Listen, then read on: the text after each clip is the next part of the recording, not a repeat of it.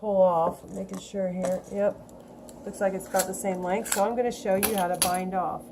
Take your yarn, Tanya, and just wrap it all the way around one time. Now the instructions say to wrap it around 2 times, but you end up with way too much yarn. So I just go 1 1/2. That's how I measure how much yarn I'm going to need to finish. I wrap it 1 1/2 times.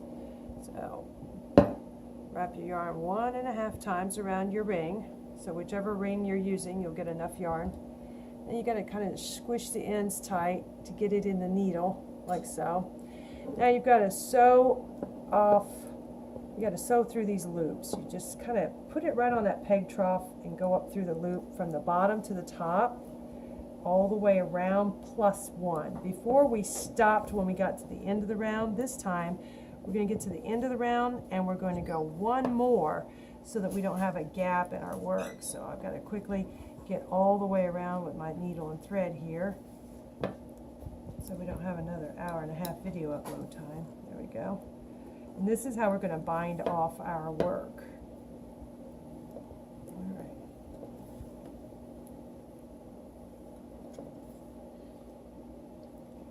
So you go all the way around your ring, and I'm glad I had a sock so I could show you without it taking too long. Your hat will take a little bit longer because it's a bigger circumference. But you go all the way, and you see I have to really kind of work it in there. I have to kind of jam it in. But that trough helps, the peg trough, because you can just put the needle point on that and follow it right up to the top of the peg. Get that yarn under all those loops so we don't lose our work, so they don't retract into the work and it pulls out. This locks them in place. It doesn't let them go away. I'm going to talk about an alternate ending before I do the ending that's in the instructions, in case you want to make one of those open top hats. I'm going to just kind of point and talk for a minute before I finish the sock with the way they tell you to in the instructions. All right, now you see, like the sewing, I went all the way around, but unlike the sewing that we've done all this time, I'm going to go back into that first loop because that way I won't have a gap. So you have to go all the way around +1. Now you pick your tool back up and you just start popping the work off of the loom. So you just go all the way around. Ow, I just poked myself. Popping the work off the loom like that. And it'll look funky. Don't worry about that. We'll fix it up in a minute. We just need to get it popped off so that we can work with it now. All right.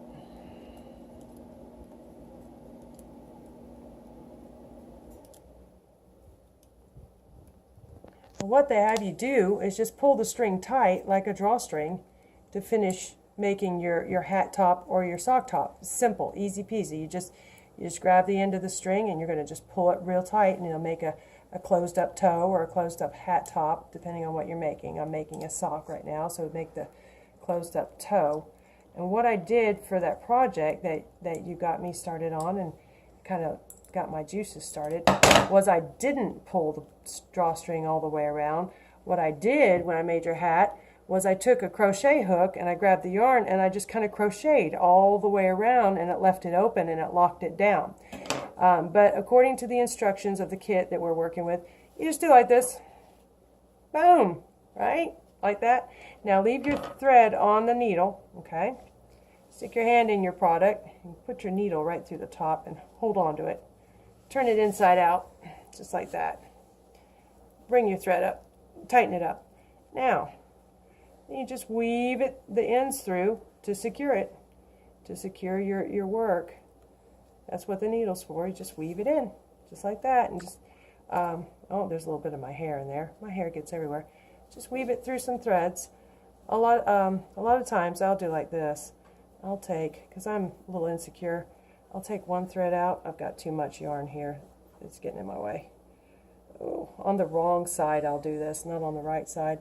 I'll take one yarn off like that, and I'll put one of the threads across another stitch so that then I can tie it down on something, like so. Boom. So that I know it's not going to come unraveled. Then I'll Then I'll shorten all this mess. Oops, get rid of that. Put the yarn back in your needle, like so. Real high tech here, right? You know, just tie a knot and jam it in.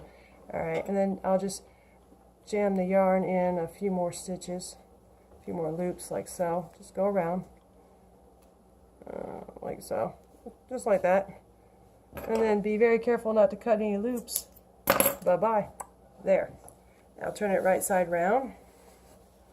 Ah, look at that. I have a sock. Oh, I'm not quite done. Remember at the beginning, we've got that knot that we make to secure, and I said let it dangle and we'll weave it in at the end. Just go ahead and get the yarn needle back out. Shove it. Oh, I almost did it. Sometimes it's a little bit hairy. All right, just get the yarn needle out, thread it in, and do the same thing. Just get onto the inside of the work and just thread it through some of these stitches, just like so. Just get in there, thread it through a couple stitches. See if I can get it through a couple here. Just weave those ends in, just like that. And then be very careful not to cut your work, because it'll relax back in. And there you go. All done. Now I've got a pair of winter socks to wear. Whoa. With some leftover yarn. And you can hit end.